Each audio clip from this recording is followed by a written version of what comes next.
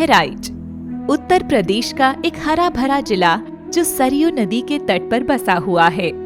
इस जिले की अधिकतर जनसंख्या खेती पर निर्भर है। यहाँ की मिट्टी बलुई दोमट है जो बहुत ही उपजाऊ मानी जाती है। जितना यह क्षेत्र सुंदर है उतने ही मेहनती है यहाँ के किसान। हालांकि पानी यहाँ पर 7 फुट पर ही मिल जाता है, लेकिन यहाँ खेती करने वाले अधिकतर लघु किसान हैं, जिनकी आर्थिक स्थिति चुनौतीपूर्ण है। पैदावार बढ़ाने के लिए किसान कई सालों से खेत में रसायन का उपयोग करते आ रहे हैं, जिससे मिट्टी की उपजाऊ शक्ति कम हो गई है। इसके कारण किसानों की लागत बढ़ती जा रही है और पैदावार कम होती जा रही है। इन समस्याओं से जूझने के लिए कुछ किसान रसायन छोड़कर प्राकृतिक खेती की पद्धतियां अपना रहे हैं। पर क्या बिन रसायन खेती उपज बढ़ा सकती है? क्या कम लागत में पैदावार बेहतर हो सकती है? इन सवालों के जवाब हैं उन किसानों के पास जो मिट्टी की उपजाऊ शक्ति को बढ़ाने के लिए प्राकृतिक खेती कर रहे हैं। ये है बहराइच के बल्दीपुरवा गांव के पेशकार जी, जिन्हें सब प्यार और सम्मान से पेशकार चाचा बुलाते हैं। अपने खेत में कई प्राकृतिक तरीकों से पेशकार चाचा उन्नत खेती की नई मिसाल बना रहे हैं। पेशकार चाचा आज भी बैल जोड़ी से जुताई करते हैं। इस आधुनिक और तकनीकी जमाने में जब अधिकतम किसान ट्रैक्टर का इस्तेमाल करते हैं, ऐसे में पेशकार चाचा अपने बैलों को खेती का प्रमुख साधन मानते हैं। इन मवेशियों के खुरों से धीमे धीमे की गई जुताई मिट्टी के अंदर बनी कार्बनिक शक्ति को बरकरार रखने के लिए बहुत जरूरी है। जो ट्रैक्टर से जोतते हैं वो 15 दिन या महीनों बाद जोत देते हैं, फिर खेत ज्यों का त्यों पड़ा रहता है, उसमें घास फूस उग जाती है और उसकी उर्वरा शक्ति घटती है। बैलों की जुताई में जो है, जब मिट्टी पलट जाती है तो हवा और धूप बराबर मिट्टी में लगती है, उससे जो है हमारी फसल काली और दाने सुडौल होते हैं। यही इसका लाभ है। हाथों से इस प्रकार फसल की कटाई करके पेशकार चाचा अपनी मिट्टी को बचा रहे हैं। कंबाइन से कटाई के बाद पीछे छूट जाने वाला फसल अवशेष किसानों को इसे जलाने के लिए मजबूर कर देता है, जिससे मिट्टी नष्ट हो जाती है। लेकिन पेशकार चाचा दूर की सोचते हैं, इसलिए थोड़ी सी मेहनत बढ़ाकर ये पूरी कटाई कर रहे हैं। इनका खेत भी साफ, इनके पशुओं के लिए चारा भी अधिक। मेहनत तो लग रहा है दीदी जी, लेकिन जो है हमारे पास पशु हैं तो उनके लिए चारा कहाँ से आए, और जो है जब चारा नहीं होगा तो पशु नहीं रख पाएंगे, और पशु नहीं होंगे तो जो है हम सबल खेती नहीं कर पाएंगे। इसीलिए जो है हम हाथ से कटाई करके और भूसा बना लेते हैं। फिर जो है जो लोग कंपाउंड से कटाते हैं हार्वेस्टर से, उसके बाद उसको में पुआल में आग लगा देते हैं। आग लगा देने से जो है मित्र कीट और शत्रु कीट सब मर जाते हैं, जिससे हमारी मृदा कमज़ोर होती जा रही है। जब हमारी धरती ही कमज़ोर होगी तो हम कहाँ सबल हो पाएंगे। मेन उद्देश्य हमारा ये है, थोड़ी मेहनत करके जो है हम अपनी मृदा को सुधार लेंगे और अपने पशुओं का चारा का जो है व्यवस्था कर लेते हैं। जैसा सब किसान जानते हैं, गोबर पोषक तत्वों से भरपूर होता है, परंतु अधिकांश किसान गोबर को खुला छोड़ देते हैं, जिससे वो तेज धूप में सूख जाता है या फिर बारिश में बह जाता है और मिट्टी के लिए लाभदायक खाद में परिवर्तित नहीं हो पाता। इस प्रकार खुला छोड़ने से इस गोबर से कई गैसें भी उत्सर्जित होती हैं, जो पर्यावरण को हानि पहुंचाती हैं। किसान गोबर को पोषक तत्वों से भरी खाद में बदलने के लिए कुछ आसान कदम उठा सकते हैं। आज पेशकार चाचा घर पर बने गोबर और पत्तियों इत्यादि के ढेर को बिस्तर खाद में बदल रहे हैं। इस तरीके से खाद बनाकर वे अपने खेत की मिट्टी की उपजाऊ शक्ति को बहुत बढ़ा देंगे।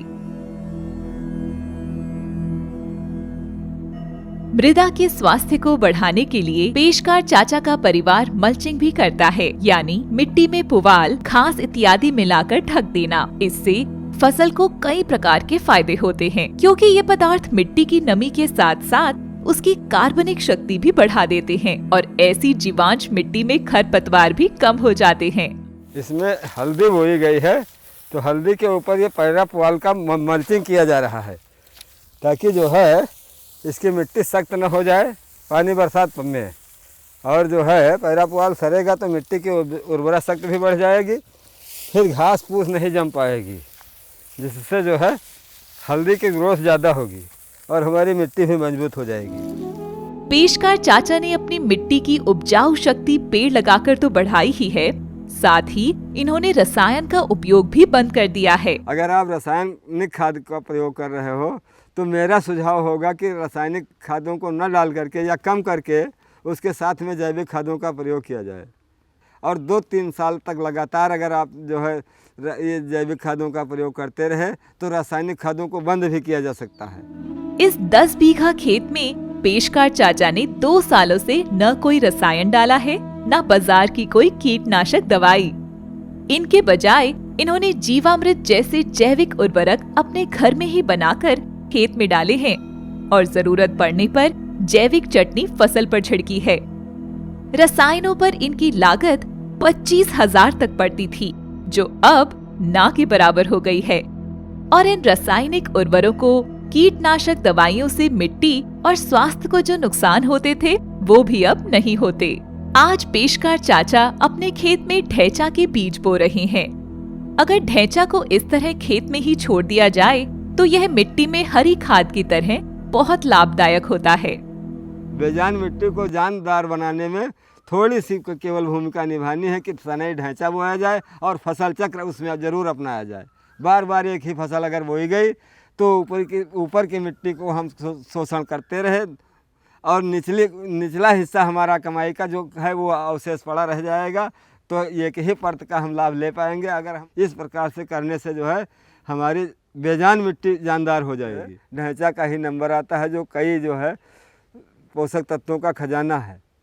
इस बार जो है अगर ढैंचा बो दिया जाए और अगली फसल आने वाले का दाना इतना मजबूत और बड़ा और सुडौल होता है जो देखने में अजीब सा लगेगा।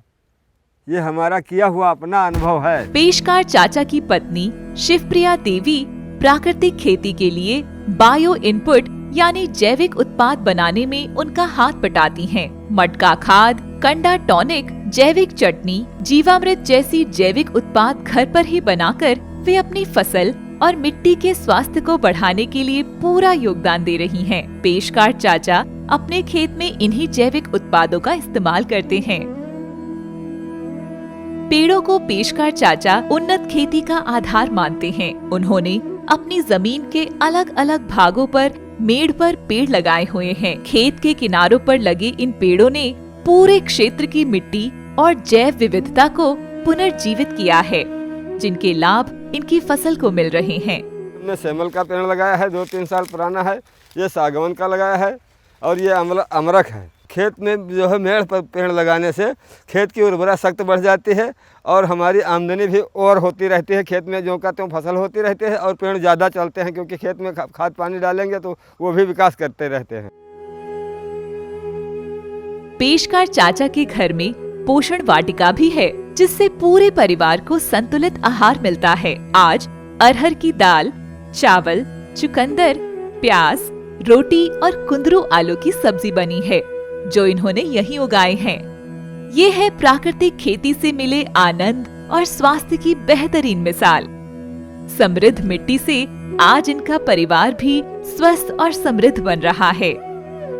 पेशकार चाचा द्वारा उठाए जा रहे इन छोटे छोटे कदमों से फसल की गुणवत्ता में तो सुधार आया ही है, आय, लागत में बचत और परिवार के स्वास्थ्य में भी बहुत सुधार आ रहे हैं। कृषि और सामूहिक प्राकृतिक संसाधन एक दूसरे से जुड़े हुए हैं। उनके घर के आसपास 56 प्रजातियों के पेड़ उन्होंने लगाए हुए हैं। पेशकार चाचा के खेत के पेड़ उनको ही नहीं, आसपास के सब किसानों को फायदा दे रहे हैं। इनके कारण जैव विविधता बढ़ रही है, मधुमक्खियों और मित्र कीटों की संख्या बढ़ रही है, जिससे मिट्टी, पानी और फसल को बहुत सारे लाभ मिल रहे हैं।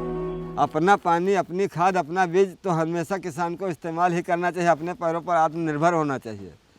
बीज जो है अगर अपने घर के खुद बनाए जाएं तो भी बेस्ट है, क्योंकि मान लीजिए देसी तरीके के बीज ऐसा कुछ नहीं है कि उत्पादन क्षमता में कम है।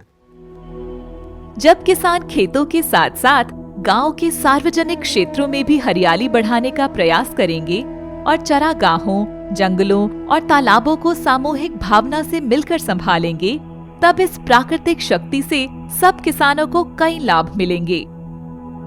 प्राकृतिक पद्धतियों से 2 साल में ही बदलाव दिखाकर पेशकार चाचा ने यह साबित कर दिया है कि मिट्टी में जितनी जैविक शक्ति भरी जाएगी और खेती को रसायन मुक्त किया जाएगा, उतनी ही लागत में कमी, फसल की गुणवत्ता और परिवार के स्वास्थ्य में सुधार आएगा।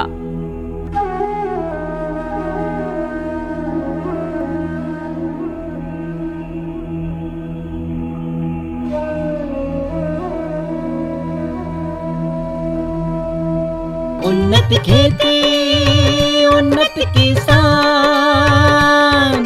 माटी से उपजे नव जीवन, उन्नत हो सब।